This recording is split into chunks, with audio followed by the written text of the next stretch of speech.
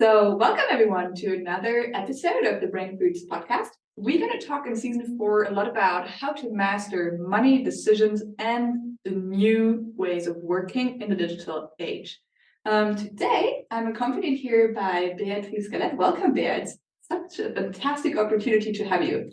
Thank you so much, Anna. And we have a spicy topic today. We're going to talk about how to deal with difficult situations and people at work. So, Bea, why are you here today?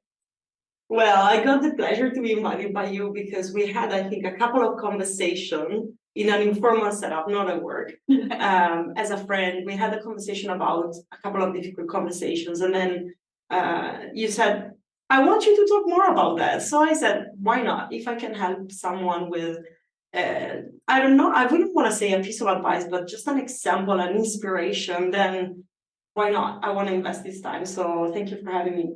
Thank you for being here. But before we get started, let me give you a little bit of an insight into Bea's trajectory. She has been working for 6 years with Mars. She's been in charge of several finance projects there. Now she's with Pandora. And at the side, she has her own coaching business to help women business leaders to become better. So, Bea, I'm super curious to hear from you. Let's start a little bit talking about your CFO Transformation Project Management role that you currently have at Pandora. What motivated you to get into that? That's a great question. Thank you, Anna, and thanks for the introduction. I think as a person, I'm someone who always wants a variety of things happening.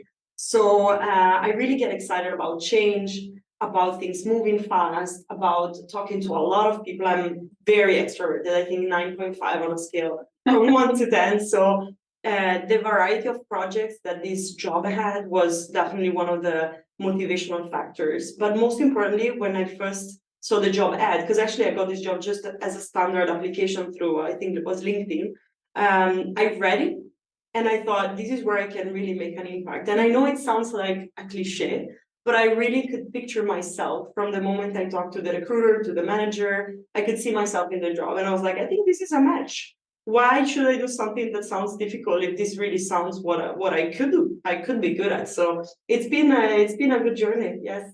This is amazing. And I just want to highlight here, I think these words that you use, like it's been a match and you could visualize yourself in that job, such a fantastic way of choosing a job, right? Of really seeing, is it a match? It's a bit like dating almost, I would say, when you go on job hunt.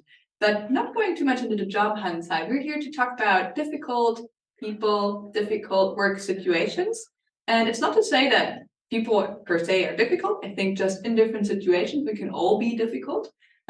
Just as a little bit of a disclaimer. So I want to go and talk about the next question. I'll just stop the recording here in the beginning.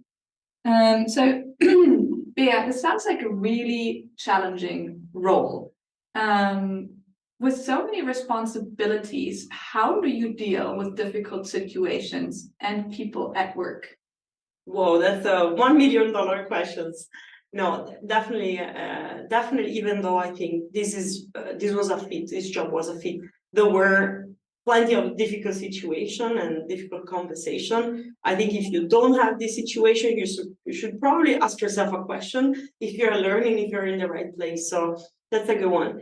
Well, I think first of all, when you encounter a difficult situation, my first question is, what is a difficult situation? Yeah. So is it difficult for me? Is it difficult for the others? Is it difficult for the company? So really stop and think, what is really difficult for me about that? And also, normally the body goes into fight or flight mode.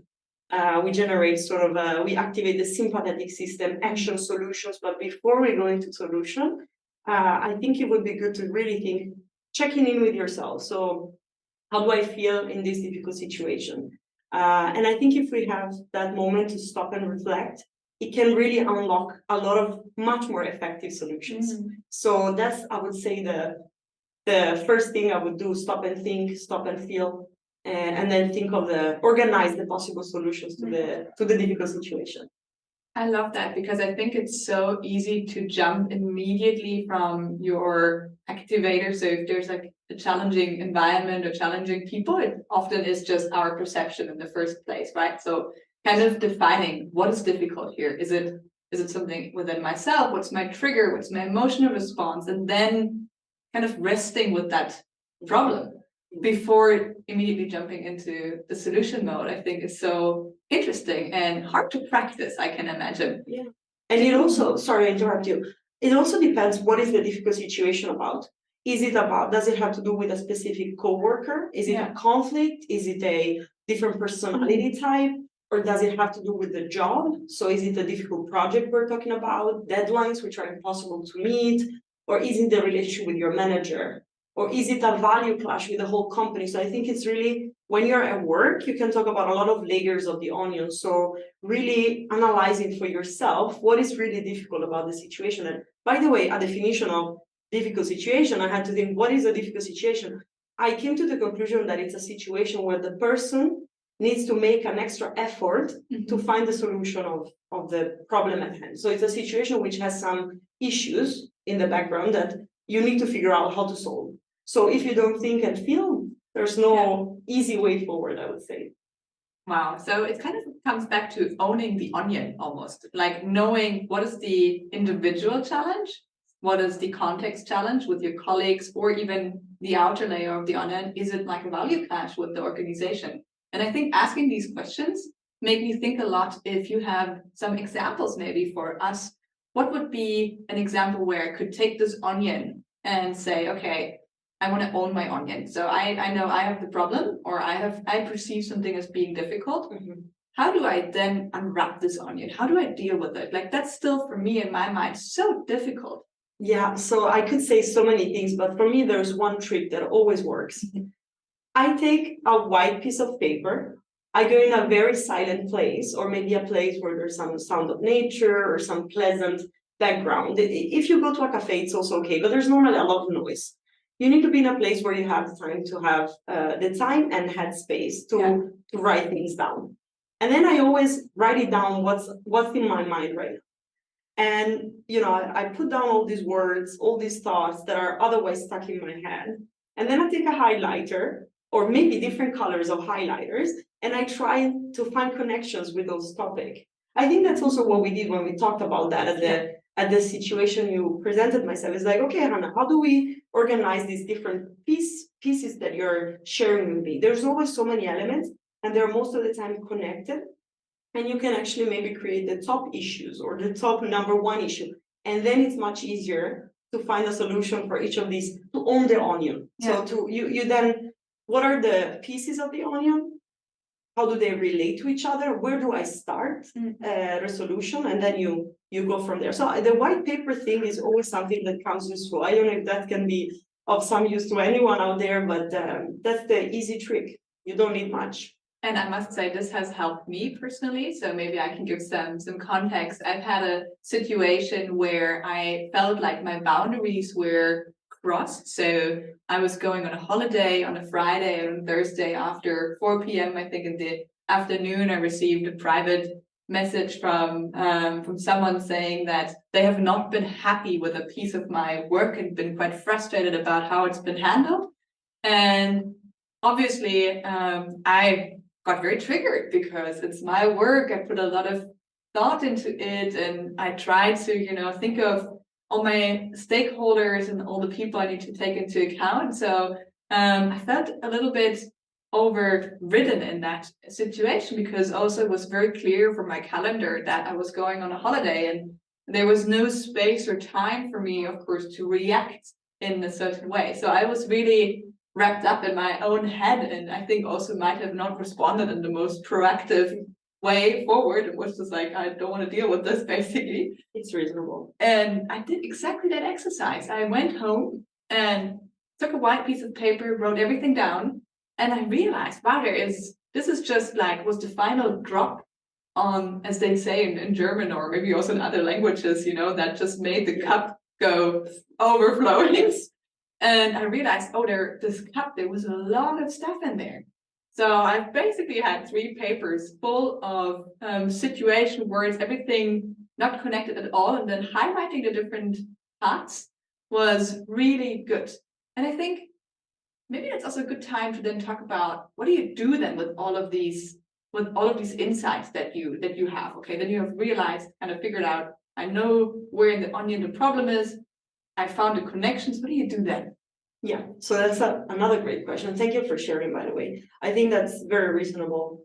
I think it depends what you write in that box, right? Let's make an example here. So if you say in that example with the word piece that made you frustrated, it's like, okay, what is it about that made you frustrated? Maybe you have one color saying, actually, I really cared about that project and the what. So let's say the what.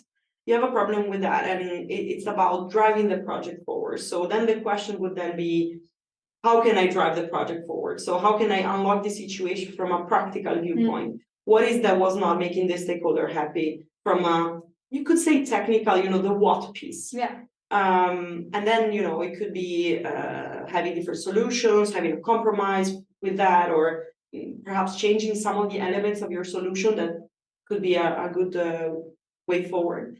But then there's also the piece about the how. Mm-hmm. You mentioned you were going on vacation. You were probably very busy, very tired. Normally when we approach vacations, we can't wait. And you had that last piece of news and you got it by email as well. So was it about the how then? So one box could be, I really didn't feel good about how the news was delivered. Mm-hmm. And also about the when the news was delivered. Mm-hmm. So it ruined your mood before the vacation. So then you might have different action points based on the other two colors. So the how box, the when box. And I think that is exactly what triggers your thinking process. So I didn't feel good about this email. Okay.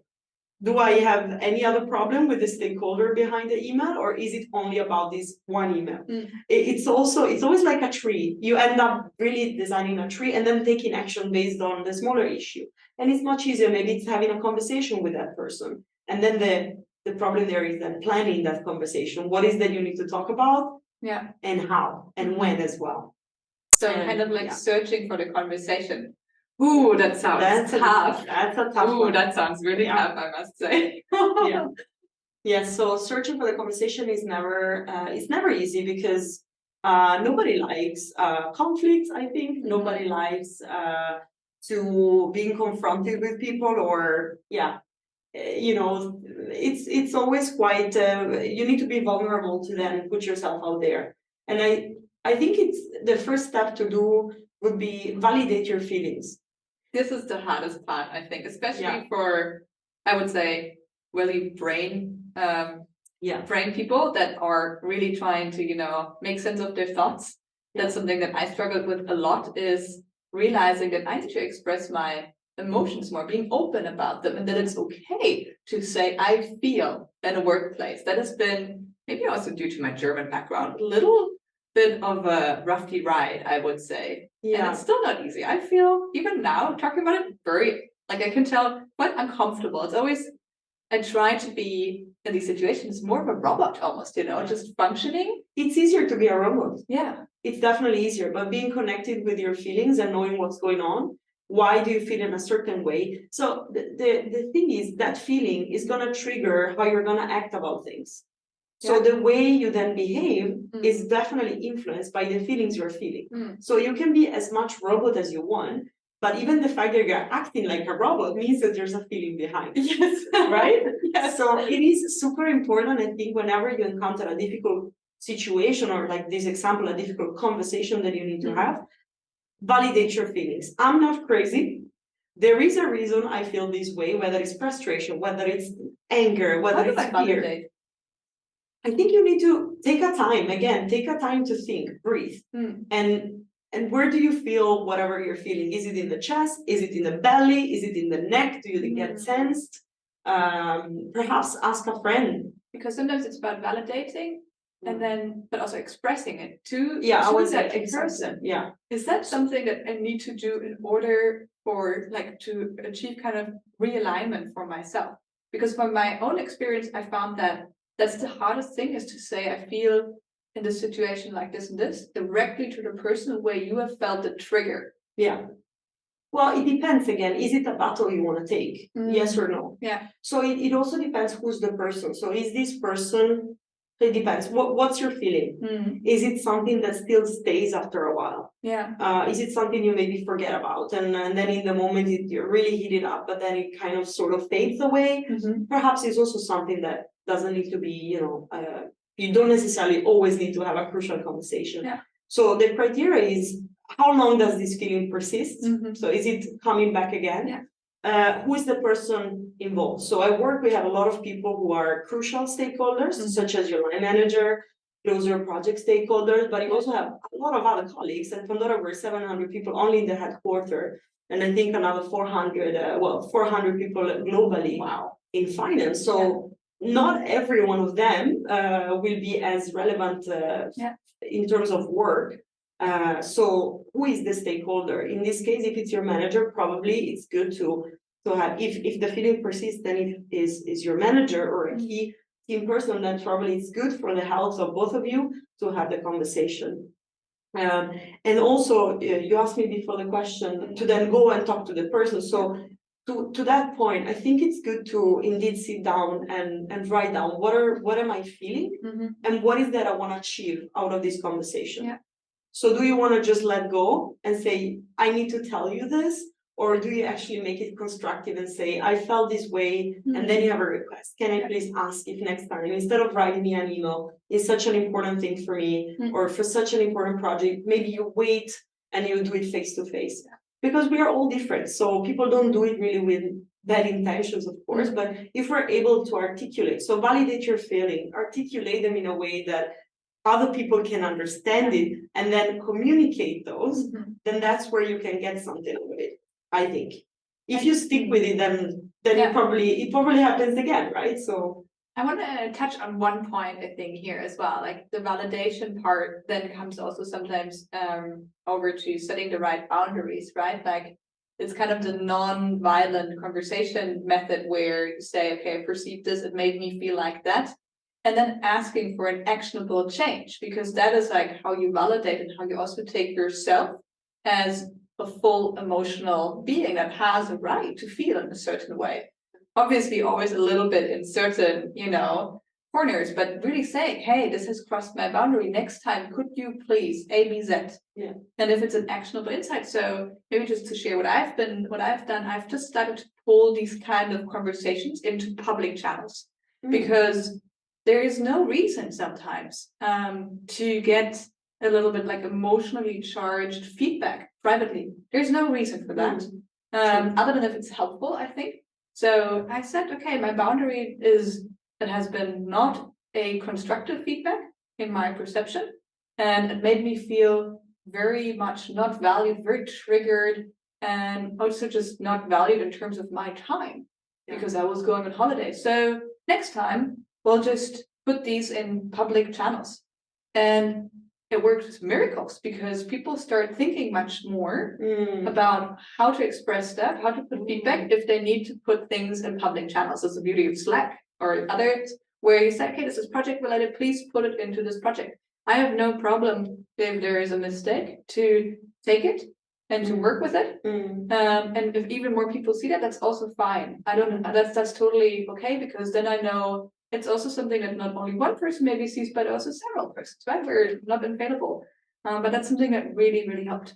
Yeah, when there's a team effort behind them, everyone would benefit from being involved. Yeah. If then it's a personal issue that you have with a certain stakeholder, then obviously better to take it privately. But it's not always needed to have the crucial conversation. Maybe that's also something I want to say, that there's a lot of things happening at work, so we also need to be able to choose the right battles. So for me, it has always been a challenge. Yeah. So very, are you over or under battling? I'm over battling. You're over, I have a very dominant personality. So then I'm into actions, I'm impatient. When I'm at my worst, I tend to be very impatient, action oriented. So let's have this conversation here and now. And let's talk about everything. And this doesn't work with everyone. So you need to really, then I need to take a time, go for a walk, maybe sleep on it. And then if the day after I still want to have the conversation, normally I take another day, and then when I feel like, okay,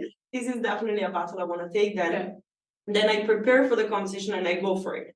But you need to be very specific. What do you want to get out of the conversation?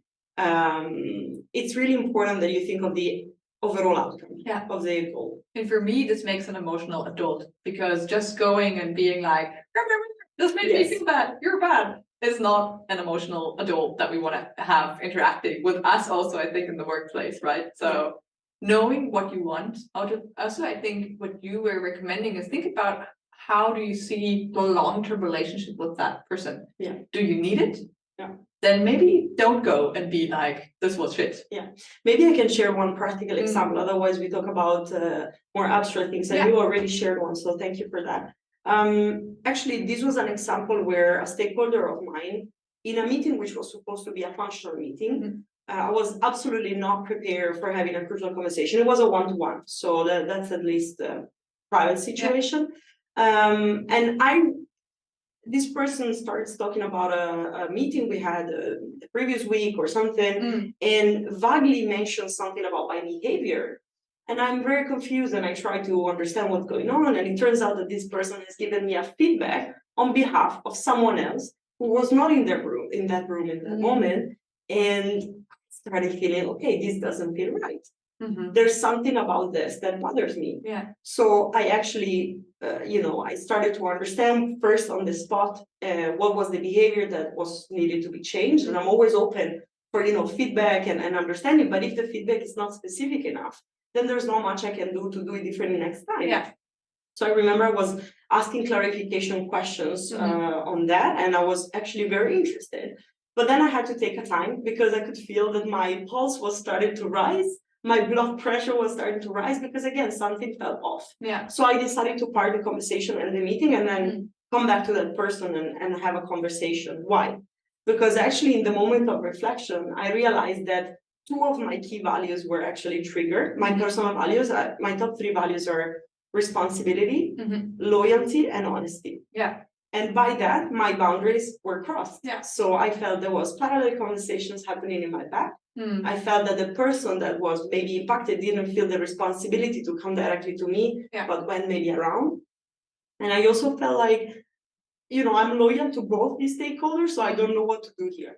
So in the end, by having this honest conversation and saying, this is how I feel about it, and apologizing for any overreaction that I might have had in the first meeting, because we're all humans. We're all, we need to acknowledge that and accept that and respect our feelings as well. Then, this does also the stakeholder apologize, and this never happened again. And we really found a common ground. And with that person as well, I then worked on the relationship, because obviously it's something that is not fixed on one conversation. So then we also really established a much better cooperation after talking through. Wow, that's so powerful. That was tough, to be honest. It was a few challenging days that I didn't feel comfortable in immediately going into that conversation. So I think take your time, take really the time you need, all the time you need. Sense check with people. I think I checked with some of my most trusted coworkers in a very confidential way, and I sense check. That's why I said at the beginning, validate your feeling. It is okay to feel in a certain way. Nobody can question how you feel. So that gave me the courage to actually say, I think I need to have this conversation. I love that, especially sense checking. Kind of seeing, knowing we all wear glasses of perceptions and make situations very different, and just going being like, is that only me? Do you also perceive it as such?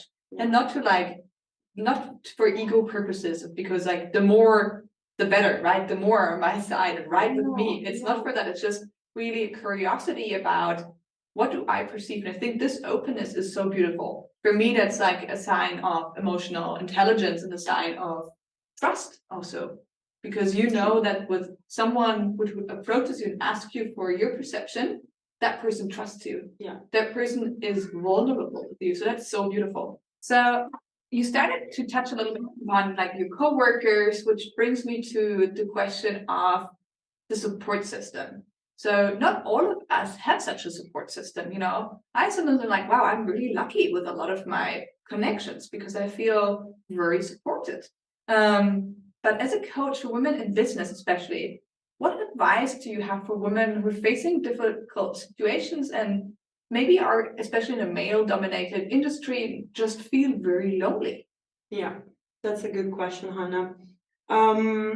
Well, let me first say that for me, this is true for everyone. So obviously, I support women every single day. But everyone faces difficult situation and conversation and all that. So maybe they don't show it. But I'd like to give this message to everyone. So I think first of all, do you support yourself? Do you look inside? Do you see, do I support myself? I support the way I feel. I support the way I think. I think we all need to focus on our core strength. Yeah. So looking inside, first, my first supporter is me. I have strong awareness of myself, of the context around me. I have strong beliefs, and I also have, all what it takes for me to act and to do things. So first, look at yourself, be your first supporter, and second, supporting network. Yes, I think it's very important to have a supporting network. And by network, this always feels like a fancy word. It can really mean one really trusted coworker. Yeah. But I think it's important that that coworker or even a good friend is objective. Because in these situations, you need also you need to sense check. How can I really objectively see the situation, right? Yeah. So it needs to be someone who gives you the right empathy for sure, because we all need that, but also is able to be objective. You don't need to hear just what you need to hear, basically. And maybe there's different moments for that, but at some point it's good to hear the truth from someone objective, but also having a coach or a mentor or perhaps even a therapist to talk about this. It's very important. Sometimes I just call my mom. Yeah. She's definitely not objective, but Whose mom really isn't objective, probably. They will always be your supporter or your biggest questioner. Can also be. Right, but I call my mom when I need to feel that validation that I might not have first with myself. Yeah. So then I go back to myself and I say, yes, I can get that love for myself. But yeah, the people who know you best is also sometimes it's good to hear from them. Hey, where's this empathic side of you, Bea? I don't see it in this situation. Yeah. Come on, bring it up. Don't only use your head, and that unlocks a lot of things. So support can be a hug.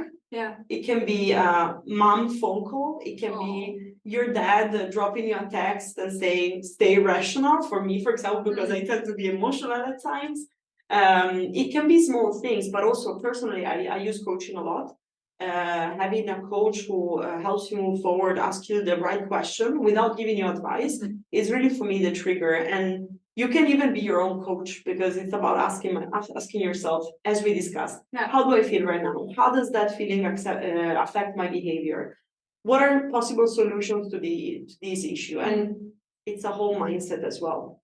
Wow, so many good insights. I love the questions. And maybe I want to add one more thing, sorry for that, because mentorship as well.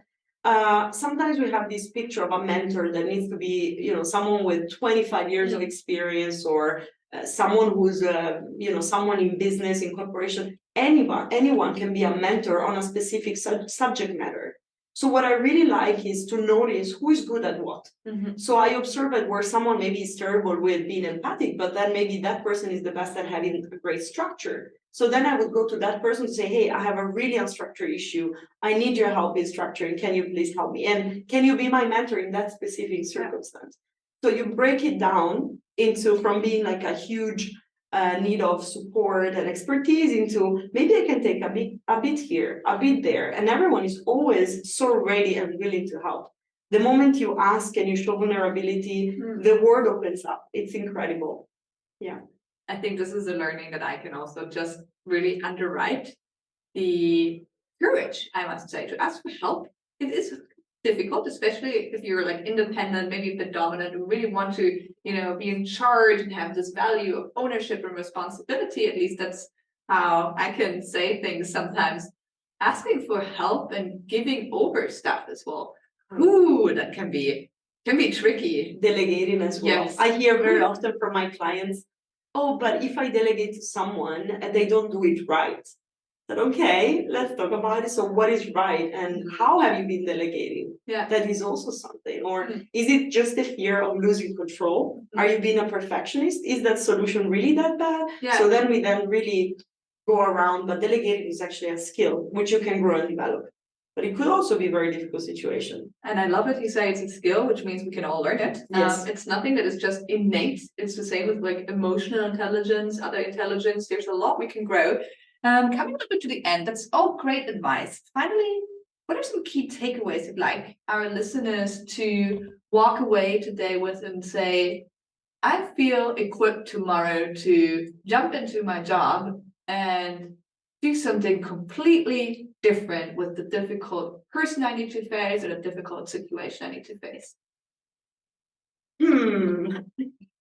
Yeah, so I really believe that even though not everything is under control in every situation, you always have some elements you can control and some elements you cannot control. But I strongly believe you can influence a lot of the situation and that you have the power to turn things around in many ways. If you really stop and think and check in with your feelings, you can really own the situation, whether it's the relationship with a terrible manager, you can still do something about it. Whether it's a difficult project, you can still do something about it. And again, you have the power to turn things around. So check in with yourself, check in with your supporting network, and really plan a tree in a white paper where you have all the issues and you can step by step finding a solution to all of them. And if you don't find a solution yourself, you can indeed reach out to other people for inspiration. Okay, Bea, so we've talked a lot about validating feelings and the ownership over the onion, knowing kind of where the difficult situation arises. Is it like in a one-to-one relationship, in a bigger business context, or even like a value conflict, something really big? Let's be very concrete. If I have a difficult situation with a person, when do I know if I should reach out to that person to have a conversation? Well, first of all, I think in order to feel ready to have a crucial conversation or a difficult conversation, you need to have a moment to reflect first. So check in with yourself, check in with your feelings. What is that you want to achieve out of that conversation? So try to really think broad and also think within. So think and feel within. And I think what we are really responsible for is articulate those emotions, articulate those things that you're processing and be able to share them. That is on you. So you cannot blame a person for not being able to understand you or not being able to actually fix their behavior or change something about their behavior unless you have been very clear what is that you feel and what do you want to be different next time. At least it's a kind request you can make. Not always it comes through, but it is really your responsibility to do that and also think what's going on the other side. So what's the perception? We're all different. We all have different styles. Probably the story that you hear from one person is very different from the story of the other person at the other end of the table. So yeah, I think it's also important to do your own homework. And then when you know you have your thoughts organized, your feelings in check, then you can be, engaging in that conversation. And I think this is so easy to forget sometimes. Like it happens to me also sometimes that it's just easy to be like, oh, but this person doesn't understand me, or I don't feel understood at all. Yeah. It's not their responsibility to understand me. It's my responsibility to first seek understanding and then try to be understood. Yeah. So I really love that. I think the cycle of things is really important. First check in, then if still possible and if still feasible, check in with the other person. Exactly. Yeah, that makes an emotional adult. I think I have some things I definitely already want to get started right now. Have a couple of conversations tomorrow at my own workplace. Bea, this was fantastic insights from your side. Thank you so much for being here and for sharing your authenticity, your vulnerability, and your great advice for really all leaders in business that help us just to have better relationships. I'm glad it could help someone. Thank you so much for having me, and I wish you all the best and be strong, be powerful, because you all are. Thank you very much. Thank you.